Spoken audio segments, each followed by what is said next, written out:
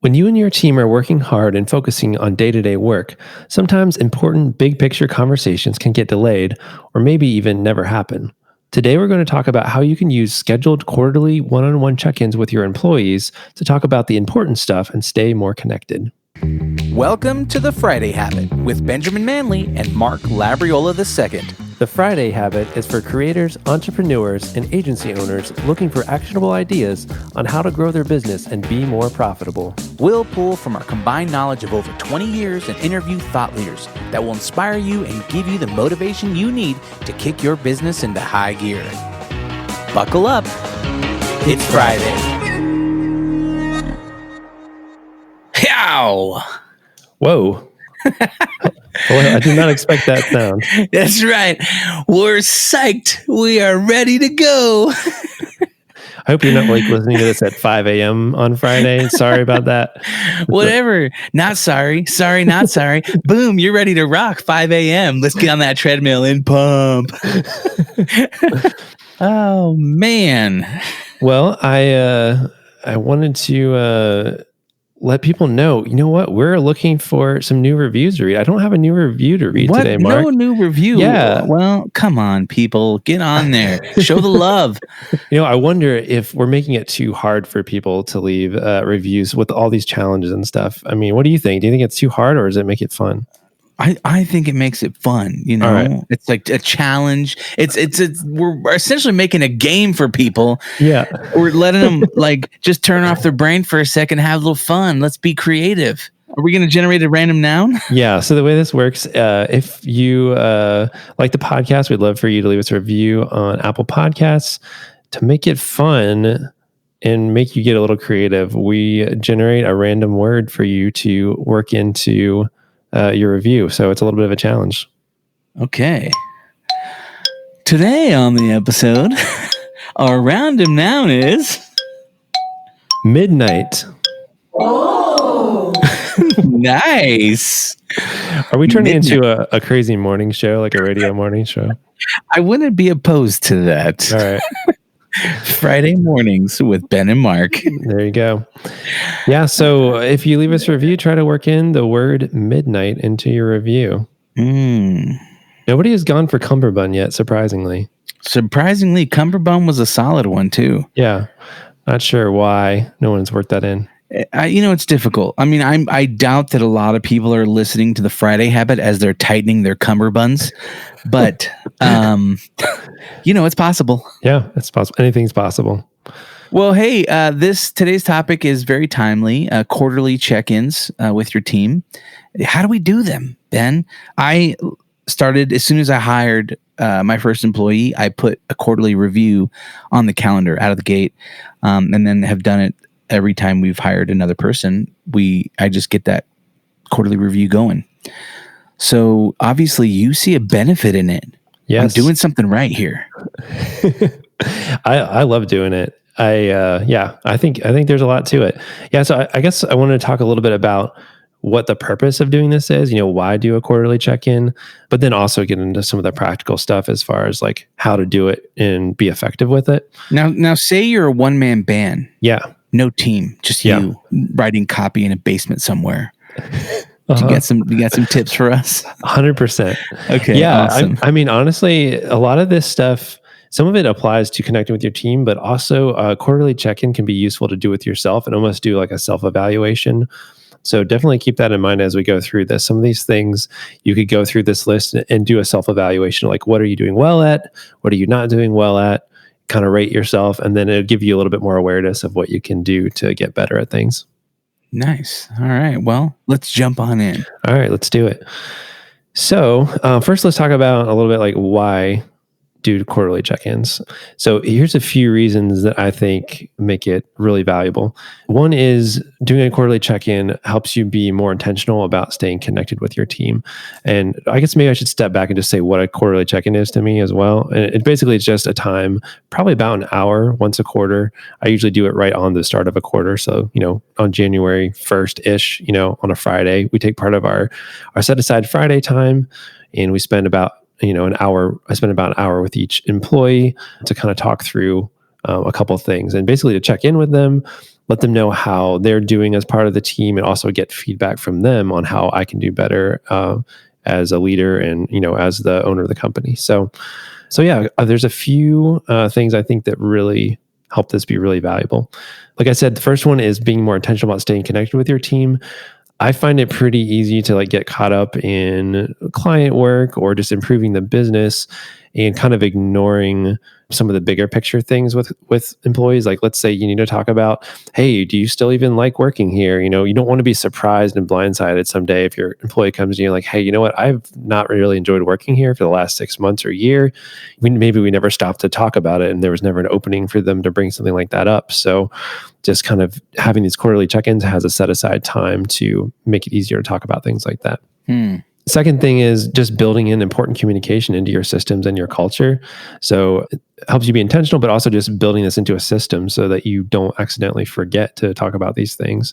Which is so easy to do, right? I mean, you're running a business, everyone's just trying to get their work done, and we're just trying to, get through each week and stay on top of our work. And so it's easy just for this to slip through the crack. And if you're not intentional about it, it just won't ever happen. Right. Yeah. And it won't happen. And not only will you maybe not think of it, but the other thing, it just kind of makes it a little less awkward for someone on your team to bring up an issue with you. Like, let's say something you're doing is getting on their nerves. Like, let's say I'm playing music in the office super loud every day, and people are like, I didn't want to tell you, but I hate country music, or something like that. It's like, so it gives it it leaves the door open in these quarterly check-ins where you ask for feedback as well. And say like, hey, what can I do to be a better boss or to create a better environment for you to get your work done? And so having an opening like that is helpful. I know with one of my team members, they waited until their quarterly check-in to ask for new equipment because they're like, I don't really want to just ask randomly in the middle of a day, but hey, I've been thinking I'm going to need, a new computer soon. So having a set aside time where they can ask for training or ask for equipment, it makes them feel like there's an opening where they don't have to be super assertive to raise their hand. Instead, it's like, hey, I'm asking you, you tell me if you need something. Yeah. I love that. So there's that. And, I think also it really helps, especially when we get to some of the stuff we'll talk about with the actual performance review stuff, helps you be a lot more clear and consistent about setting expectations for the team, what you expect from them, and then also letting them know where they're at with different things. So I think that's another reason it's important. So, well, yeah. And I think that's huge because what I've done is when I sit down and what we do is we kind of go over what the goals are for Brand Viva, what are the company's goals, right? And then we have what are the company goals for that particular employee. Like we want to help them get their education or, help them further themselves in this creative way or whatever that might be. And then I like to go over their job description, to kind of go through and say, all right, when we hired you, a year ago, this is what we hired you for, right? These handful of things. And then we can kind of stay aligned and say, all right, is that still good? Are you still good with that? And are you, performing in those areas? Are there things we need to remove from this list or add to this list? Just so that the expectations are always clear and that nobody is feeling like, oh, I got hired to do X, Y, and Z, but I'm doing A, B, and C, and that's really annoying, So I think that's just been really helpful. And I think when you have that clear communication and those expectations are set, I think it just creates a better environment, right? It creates a healthier, more open environment. And having that allows your company just to be an enjoyable place to be. Yeah. Which at the end of the day, that's what we want. Like, I don't want to, build a company that I hate going to and I don't like the right. people and everyone's miserable. So it's like, let's do this right. That's surprising to me, Mark. That seems like something you'd enjoy. Just spreading misery, living every day like it's Monday. Live every day like it's Monday. Yeah, no, I totally agree. That's one of my goals with my company is to make help people be successful at doing what they love. And that's not just our clients, it's our employees too. So that's really good. And actually that's a really good one that we don't do. So I actually have been working with some of my team right now. In the past, I've been a little hesitant to give job titles and descriptions because I want everyone to, not be like, oh, if these are the only things I have to do, but being responsible for the success of the company overall. But I've also realized that a lack of clarity on exactly who is responsible for what causes problems, too. And I think it really helps a lot to have more defined roles. So making them flexible and being able to say like, hey, how are things going? I think that's a really smart idea. And for some of the roles we have really defined stuff, and for other roles we don't. So it's easier in some areas to define them and not define them. But that's actually a really good one that I will add to my list. Yeah. Here. Well, and I think too, and I know that you said that you don't really want to, you haven't really done titles or things like that. But one of the things that I found is that a title is something that may not mean a lot to me, but I find that it means a lot to other people. And there's some equity in a title. If someone who works for me has a senior director of title, that actually gives them a leg up. If they ever wanted to move on, hopefully they would never want to, but if they ever decided they wanted to do something else or pursue something different, having that title is something that you can kind of offer as a benefit. Like, hey, we can't do a pay bump this quarter, but we can do a title change, and sometimes that means a lot. So that's cool. Yeah, that's a good thing to think about too. So that's kind of like why do quarterly check-ins. So I'm sold. I am so sold. All right. So let's jump in and how to do it. Let's get to the nitty-gritty. Okay. So first thing is I would recommend giving your employees a heads up ahead of time before you start doing this. So set some expectations. If you haven't done this yet, I would give them a heads up. Don't spring it on them like, oh, you're doing your review. And they're like, review? Like, well, there's something I'm supposed to be doing I don't know about. Friday, 3:30. Yeah, exactly. Wait, what? About what? I would definitely take the time to set some expectations of like, hey, here's the reason, and go through some of those reasons that it's helpful for everyone. Like, hey, this is for you to give feedback to me to give feedback to you, some of the stuff we just talked about. Also set expectations like, hey, this is at least what I did, is say like, hey, I am going to be very honest here. This is not a time for me to sugarcoat what's going on. This is to be very clear, and it's going to help you and me to know what's going well and what's not. And I think it was Brené Brown said in one of her books, clear is kind. It's like the idea of like, if you're just sugarcoating things, that's actually not kind because you're not being completely transparent with somebody. It doesn't give them an opportunity to improve. There's a lot of other issues with that where they might be surprised later because you sugarcoated it so much that they're surprised by your real feelings. So I think being clear up front, saying, hey, probably everybody on the team in this performance review pieces of this, most people are probably going to have a poor rating. There's going to be excellent, good, fair, and poor.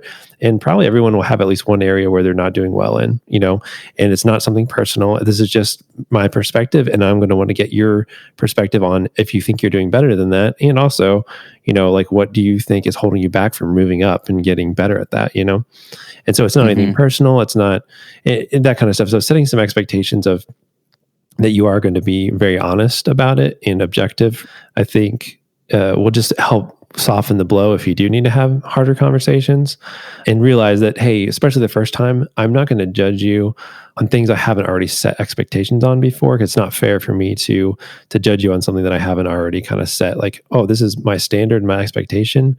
So the first time we're just going to do an evaluation of where we're at, and you're not going to be like penalized for anything that you're not performing super highly on.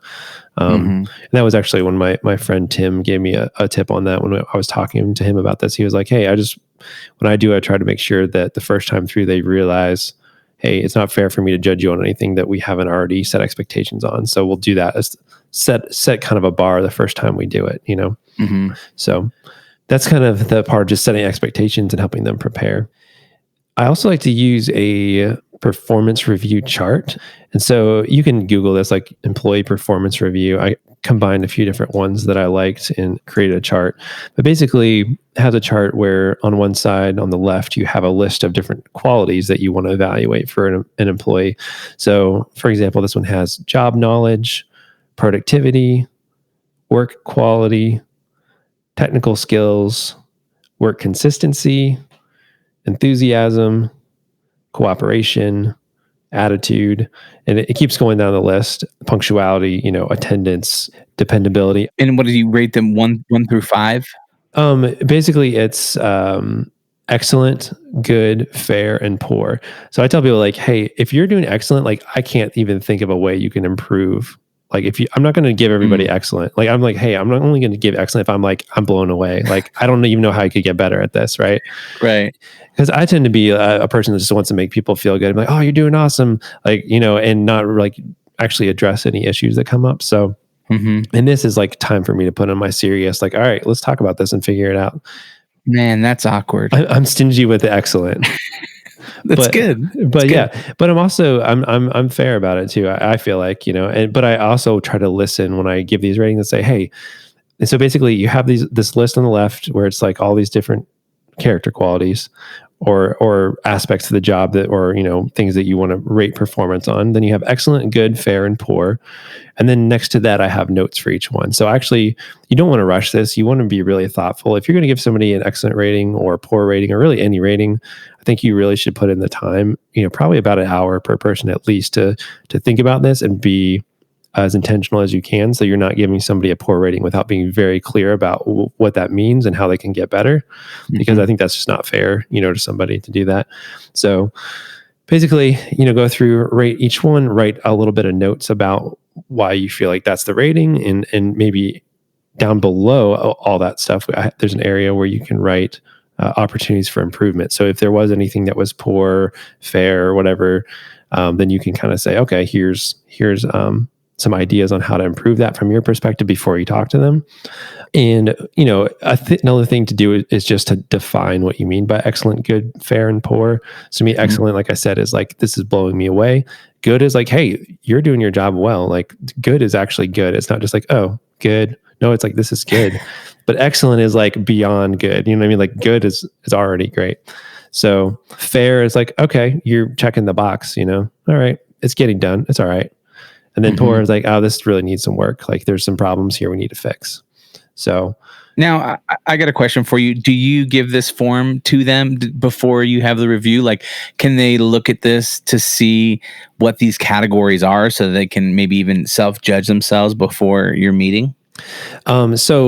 So far, I have not done that, but that was actually one of the things I was going to mention is that I'm going to try to start doing is do it to where they can kind of self-evaluate and we can compare notes, so they can be like, hey, this is where I feel like I'm at in these areas. And then we can see if there's anything that's like totally different. Like maybe one of us is like, oh, I thought I was doing amazing in this. And like, I thought this was really poor. And then we can be like, okay, like what's going on here? So I think it is something that I'm going to start doing is just make this available to everybody. So, hey, a week before we do our review, check this out. And then you can kind of be thinking about how you're doing and even have some ideas. If you think you're doing something poor, like have some ideas to bring to that meeting of how you want to improve. So yeah, that is something that I plan to do in the future. Nice. So another cool thing about this is since you're doing this performance review, it gives me the opportunity to recognize strong areas that I wouldn't normally recognize. Because it's easy to take for granted when things are going great. You're like, oh, this employee, all you see is like, oh, this person came in late this one time or something. I mean, I personally don't really care about that too much because with my team, it's more about getting the work done than like managing exactly what time they come in or something. But it's easy to see those little things and get nitpicky about them. But then it's really great to be able to recognize an employee that is doing most things really well, and so having this list is a great way to be like, hey, you are doing great in these areas, and to actually acknowledge that because it may never come up. You may never appreciate like how enthusiastic they are about their work, you know what I mean? Or how creative they are. If you don't sit down and think, all right, how creative have they been this last quarter? It's like, oh man, I never thought about them as a creative person, but they've come up with a lot of ideas. And so like encouraging that. So that's one reason I like doing it is just you can kind of recognize their strong areas. Yeah, nice. And I mean, like I said, it gives you the opportunity to be honest about their weak areas. It kind of forces you to talk about the things that you wouldn't normally talk about because they're on the list. You're going down one by one. So it's like, all right, next one. All right. And I'm sure if it was me getting reviewed, I'd just like scan the list real quick. All right, which ones did I get poor on? Oh, crap. And you're just waiting to get to that one probably. Yeah. But going through it, it's like, it depends on how you handle it as a person. But to me, I'm very much like, hey, we're on a team here. I'm kind of coaching you to be a better team member, from my perspective. I'm not coming down hard on you and be like, oh man, you suck. It's more like, hey, here's some areas like I really feel like you could improve. And honestly, you're doing them a service too for the future to become an even better team member for another team, you know what I mean? And helping them overcome any weaknesses they have.